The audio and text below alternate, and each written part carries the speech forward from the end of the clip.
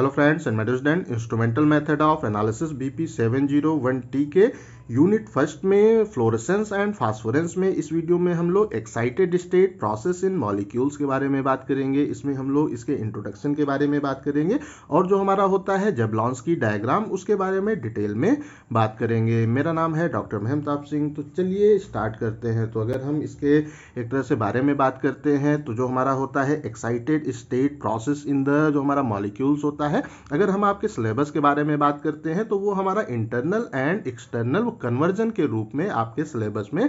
दिया गया है। तो इस कंडीशन में आइए सबसे पहले हम लोग इसके इंट्रोडक्शन के बारे में बात कर लेते हैं। तो अगर हम इसको एक तरह से देखते हैं तो जो भी हमारे होते हैं एक तरह से होते हैं मॉलिक्यूल्स होते हैं, जब वो ग्राउंड स्टेट में होते हैं तो उस कंडीशन में क्या होता है कि वहां पे हमें कोई भी अनपेयर्ड इलेक्ट्रॉन उसमें देखने को प्राप्त नहीं होता है। तो यहाँ पे हमारा एक तरह से जो होता है n की वैल्यू वो हमारा यहाँ पे रहती है 0 और जो हमारा n+1 की वैल्यू है वो हमारा यहाँ पे हो जाएगी 0+1, ये हमारा 1 हो जाएगा। इसीलिए हम लोग जो हमारा ग्राउंड स्टेट है उसको कहते हैं सिंगलेट ग्राउंड स्टेट भी कहते हैं। उसके बाद जब हम इसके ऊपर इलेक्ट्रोमैग्नेटिक रेडिएशन को डालते हैं तो इस प्लेस पे क्या होता है कि जो हमारे पेयर्ड यहाँ पे इलेक्ट्रॉन होते हैं उनमें से एक इलेक्ट्रॉन या एक से अधिक हमारे इलेक्ट्रॉन्स वो यहाँ पे एक्साइटेड कंडीशन में आ जाते हैं, एक्साइटेड स्टेट में एक तरह से आ जाते हैं। और उसके बाद में जब वो एक्साइटेड स्टेट में आते हैं तो अगर उनका स्पिन यहाँ पे चेंज नहीं होता है तो उस कंडीशन में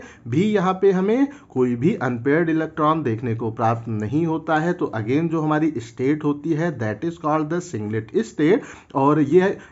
इस प्लेस पे जो हमारे इलेक्ट्रॉन है वो एक्साइटेड है तो ये हमारी स्टेट कहलाती है सिंगलेट एक्साइटेड स्टेट यहाँ पे कहलाती है। तो जो हमारी ग्राउंड स्टेट होती है उसमें जो हमारे इलेक्ट्रॉन्स होते हैं वो सबसे ज़्यादा स्टेबल होते हैं। और अगर हम बात करते हैं एक्साइटेड स्टेट के बारे में तो यहाँ पे जो हमारे इलेक्ट्रॉन हैं वो काफ़ी अनस्टेबल होते हैं, वो एक तरह से फिर से ग्राउंड स्टेट में आने की कोशिश करते हैं। तो ये जब ग्राउंड स्टेट पे आते हैं तो ये तीन तरह से हमारे ग्राउंड स्टेट पे आते हैं और उसके बेसिस पे हम लोग फ्लोरेसेंस और जो हमारा फास्फोरेंस है उसका जो होता है फिनोमिना उसको हम लोग यहाँ पे डिफाइन करते हैं। तो ये इसका एक ब्रीफ इंट्रोडक्शन था। तो आइए इसको हम लोग देख लेते हैं कि एक तरह से जो हमारे मॉलिक्यूल्स होते हैं उनके ऊपर जब हम रेडिएशन को डालते हैं उसको हम लोग एक तरह से करते हैं इरेडिएटेड करते हैं। तो उस कंडीशन में वो अप्रॉक्सीमेटली हम कह सकते हैं 10⁻⁻15 सेकेंड्स में वो उस रेडिएशन को एब्जॉर्ब करना स्टार्ट कर देते हैं। तो अगर हम रूम टेम्परेचर के बारे में बात करते हैं तो उस कंडीशन में जो हमारे होते हैं इलेक्ट्रॉन्स होते हैं, जो हमारे होते हैं एक तरह से मॉलिक्यूल्स एटम्स होते हैं वो हमारे ग्राउंड स्टेट में होते हैं, या हम कह सकते हैं कि वो होते हैं ग्राउंड वाइब्रेशनल लेवल पे होते हैं। उसके बाद में जब हम उसके ऊपर रेडिएशन को डालते हैं तो वो वहाँ पे रेडिएशन को एब्जॉर्ब करते हैं और जो उस कंडीशन में क्या होता है कि जो हमारे मॉलिक्यूल्स होते हैं वो वहाँ पे एक्साइटेड हो जाते हैं और वो हमारे अलग अलग जो होता है वाइब्रेशनल जो हमारे लेवल्स होते हैं उसके अंदर वो एक तरह से हम कह सकते हैं कि जो है आ जाते हैं। जो हमारा होता है एक तरह से फर्स्ट एक्साइटेड इलेक्ट्रॉनिक स्टेट जो हमारी होती है उसमें अलग अलग वाइब्रेशनल लेवल पे वो हमें जाते हुए दिखते हैं। तो अगर हम एक तरह से बात करते हैं कि जो हमारा होता है एक्साइटेड जो हमारी होती है सिंगलेट स्टेट, तो उस कंडीशन में जो हमारे इलेक्ट्रॉन्स होते हैं वो काफ़ी अनस्टेबल होते हैं। उसके बाद में जब वो ग्राउंड स्टेट में आने की कोशिश करते हैं तो इस प्लेस पे हमारे पास एक तरह से तीन जो है हम कह सकते हैं कि फिनोमिना है, हम कह सकते हैं तीन यहाँ पे होती हैं प्रोबेबिलिटी होती हैं जिसके थ्रू हमारे जो इलेक्ट्रॉन है वो एक्साइटेड जो हमारी सिंगलेट स्टेट है उससे जो हमारा ग्राउंड स्टेट होती है हमारी होती है सिंगलेट ग्राउंड स्टेट उस पे आते हैं। तो अगर हम इस प्लेस पे हम लोग इन तीनों फिनोमिनाज के बारे में डिटेल में बात करेंगे और इसके बाद में हम लोग जो हमारा होता है जबलॉन्स्की डायग्राम उसको यहाँ पे हम लोग क्लियर करने की कोशिश करेंगे। तो इस प्लेस पे जो हमारी होती है फर्स्ट एक तरह से पॉसिबिलिटी होती है, अगर हम उसके बारे में बात करते हैं तो जो हमारे होते हैं एक्साइटेड वो सिंगलेट स्टेट में हमारे इलेक्ट्रॉन्स होते हैं। तो जो उस कंडीशन में क्या होता है ये एक्साइटेड स्टेट में काफ़ी अनस्टेबल होते हैं। तो उसके बाद में क्या होता है कि जो हमारे एक्साइटेड एक तरह से मॉलिक्यूल्स होते हैं वो ग्राउंड लेवल में जो है फिर से रिटर्न होने की कोशिश करते हैं, या हम कह सकते हैं कि वो एक्साइटेड स्टेट से ग्राउंड लेवल पे आते हैं हैं। और अगर वो जब ग्राउंड लेवल पे आते हैं तो उसमें अगर होता है एक तरह से कोलिजनल डीएक्टिवेशन हमें देखने को प्राप्त होता है। मीन्स उस प्लेस पे वो और इलेक्ट्रॉन से वहाँ पे टकराते हैं और उसके बाद में वो वहाँ पे रिटर्न होते हैं। डीएक्टिवेशन उनमें अगर हमें देखने को प्राप्त होता है तो उस कंडीशन में क्या होता है कि वहाँ पे कोई भी रेडिएशन इमिट नहीं होती है। तो अगर हम इस डायग्राम को देखते हैं तो ये जो हमारा S0 है ये इंडिकेट करता है that is the singlet ground state,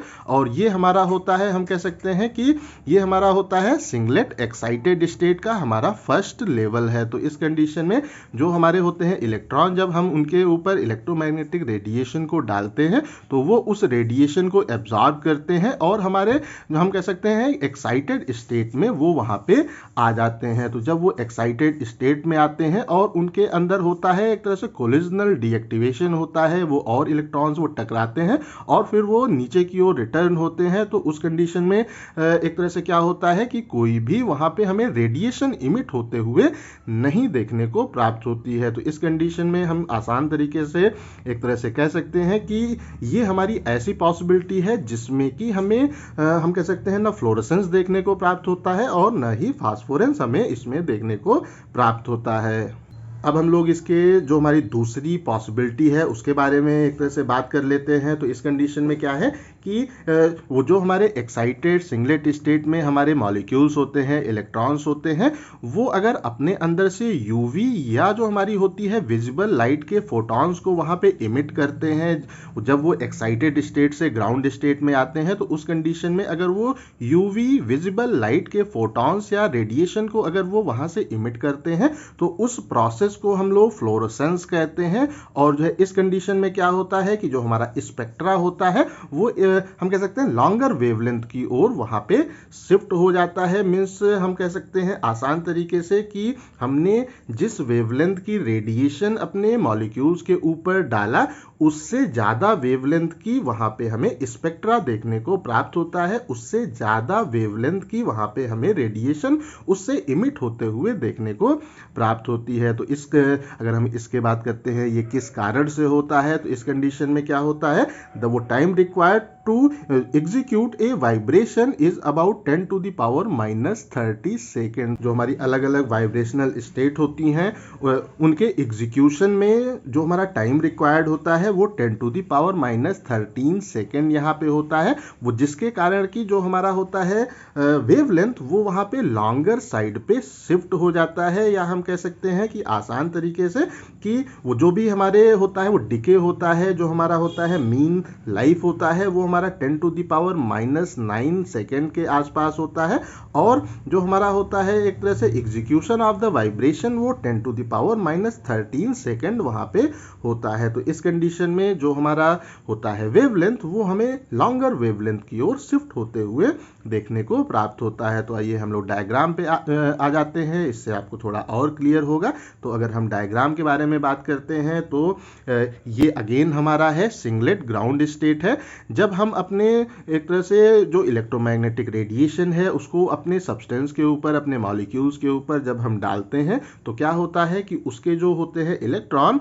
वो हमारे एक्साइटेड वो सिंगलेट स्टेट में S1 में आ जाते हैं। तो उसके बाद में क्या होता है कि जो भी हमारे एक तरह से इलेक्ट्रॉन अलग अलग जो हमारी है वाइब्रेशनल स्टेट है उनमें जब वो आते हैं तो उस कंडीशन में वो हमारी एक वाइब्रेशनल स्टेट से वो दूसरे में आते हैं, वो दूसरे से फिर तीसरे में आते हैं। इस तरह से ये नीचे की ओर मूव करते हैं और इसको हम लोग कहते हैं वाइब्रेशनल रिलैक्सेशन से हम इसको इंडिकेट करते हैं। तो अगर इस प्लेस पे होता है एक तरह से कोलिजनल डीएक्टिवेशन होता है तो उस कंडीशन में जो हमारे इलेक्ट्रॉन है जब वो ग्राउंड स्टेट में आते हैं तो हमें उनसे कोई भी रेडिएशन इमिट होते हुए देखने को प्राप्त नहीं होती है। अगर इनके बीच में कोई भी एक तरह से कोलिजनल डीएक्टिवेशन नहीं हो रहा है, वो हमारे वो सिंगलेट एक्साइटेड स्टेट से जो है हम कह सकते हैं कि सीधे हमारे सिंगलेट ग्राउंड स्टेट में अगर वो आते हैं तो उस कंडीशन में हमें उस प्लेस पे यूवी विजिबल जो हमारी लाइट है उसकी रेडिएशन हमें उससे इमिट होते हुए देखने को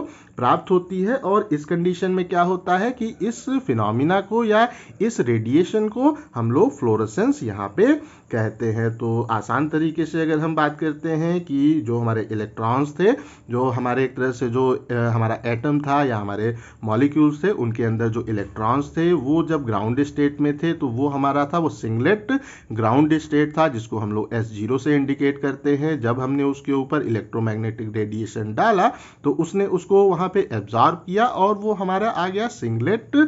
एक्साइटेड स्टेट S1 में, वो यहाँ पे आ गया। जब ये इसके अंदर आता है तो उसके बाद में इसके अंदर हमें वाइब्रेशनल रिलैक्सेशन यहाँ पे देखने को प्राप्त होता है। और ये जब हमारा जो होता है, हम कह सकते हैं हमारा सिंगलेट एक्साइटेड स्टेट के जो है लोएस्ट वाइब्रेशनल लेवल पे आता है, तो उसके बाद में ये इस प्लेस से ग्राउंड स्टेट की ओर यहाँ पे मूव करता है। और जब ये यहाँ पे एक्साइटेड स्टेट से ग्राउंड स्टेट की ओर मूव करता है तो उस कंडीशन में ये हमारा इलेक्ट्रोमैग्नेटिक रेडिएशन को वहाँ पे इमिट करता है और उसको हम लोग फ्लोरेसेंस यहाँ पे एक तरह से कहते हैं। तो इस कंडीशन में क्या होता है कि वो जैसे ही हम जो हमारा इलेक्ट्रोमैग्नेटिक रेडिएशन हम डाल रहे हैं उसको यहाँ पे कट करते हैं, हमारा फ्लोरेसेंस वहाँ फौरन बंद हो जाता है। उसके बाद इसमें जो हमारा आता है थर्ड जो हमारी पॉसिबिलिटी है, अगर हम उसके बारे में बात करें, हाँ, तो इस कंडीशन में क्या होता है कि जो हमारे होते हैं एक्साइटेड वो सिंगलेट स्टेट में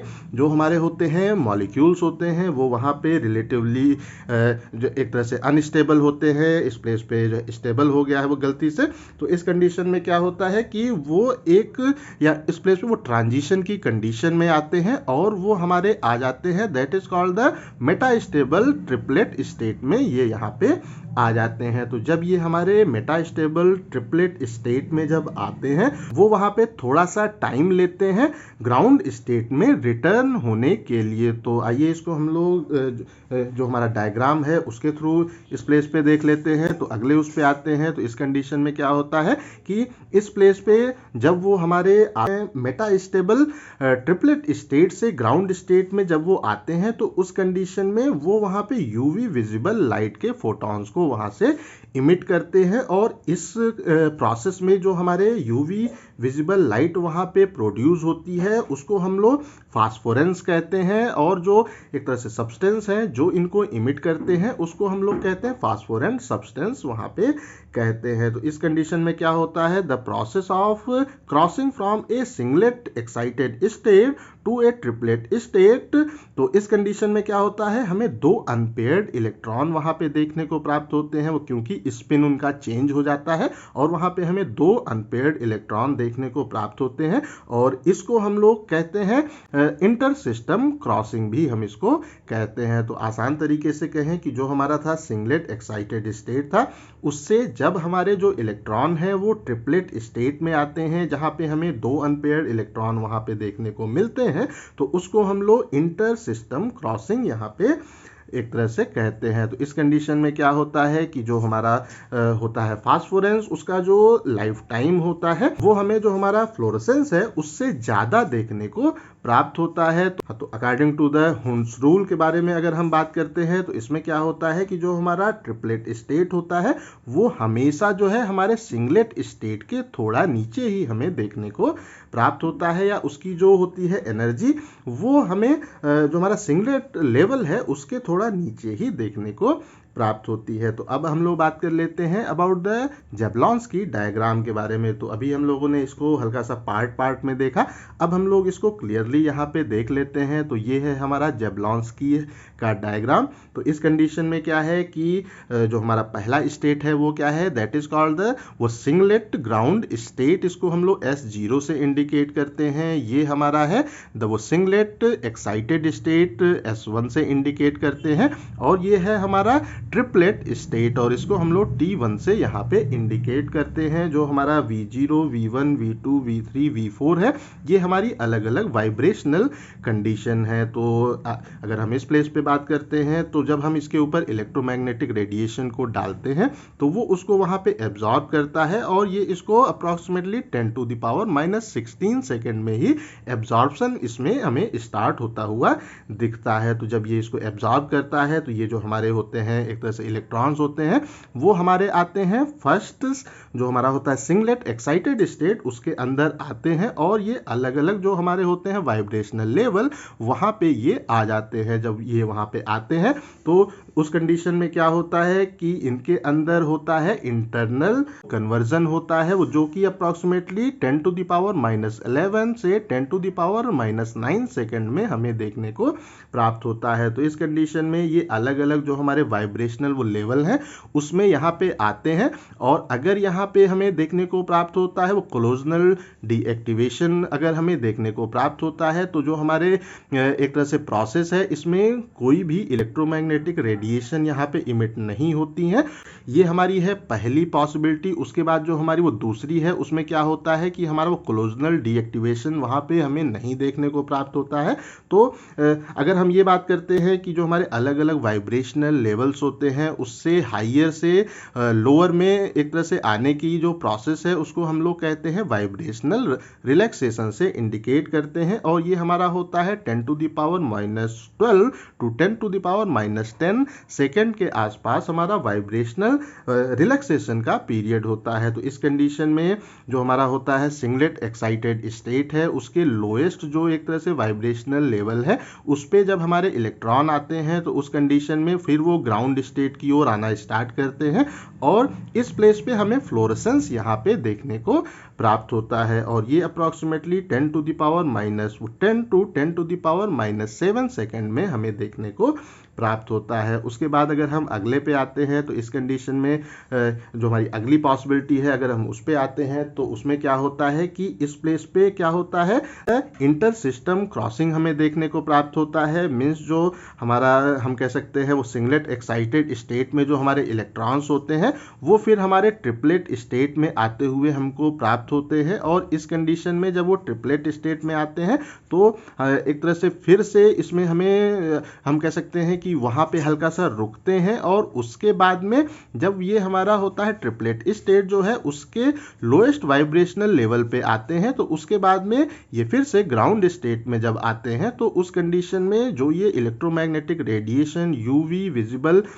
हमारे रेडिएशन को इमिट करते हैं उसको हम लोग फास्फोरेंस उस प्रोसेस को हम लोग फास्फोरेंस कहते हैं और ऐसे सब्सटेंस जो कि इसको इमिट करते हैं उसको हम लोग कहते हैं फास्फोरेंट सब्सटेंस कहते हैं। और इस प्लेस पे अप्रॉक्सीमेटली जो हमको यहाँ पे टाइम मिलता है हमें टाइम देखने को प्राप्त होता है वो हमारा होता है 10 to the power -6 to 20 seconds तक हमें यहाँ पे रेडिएशन इमिट होती हुई देखने को प्राप्त होती है। तो ये हमारा है वो जेवलॉन्स्की का डायग्राम है। इसके थ्रू हम जो हमारा होता है फ्लोरेसेंस और फास्फोरेंस उसके कॉन्सेप्ट को प्रॉपरली हम इसको यहाँ पे डिफाइन कर सकते हैं। तो इस प्लेस पे जो हमारे अलग अलग इवेंट्स होते हैं उनमें कितना टाइम लगता है अगर हम उसके बारे में बात करते हैं तो जो हमारा होता है एब्जॉर्प्शन वो approximately 10 to the power -15 second में हमें यहाँ पे देखने को प्राप्त होता है या स्टार्ट हो जाता है। अगर हम फ्लोरेसेंस के बारे में बात करते हैं तो ये approximately 10 to the power -10 to 10 to the power -7 second में हमें देखने को प्राप्त होता है।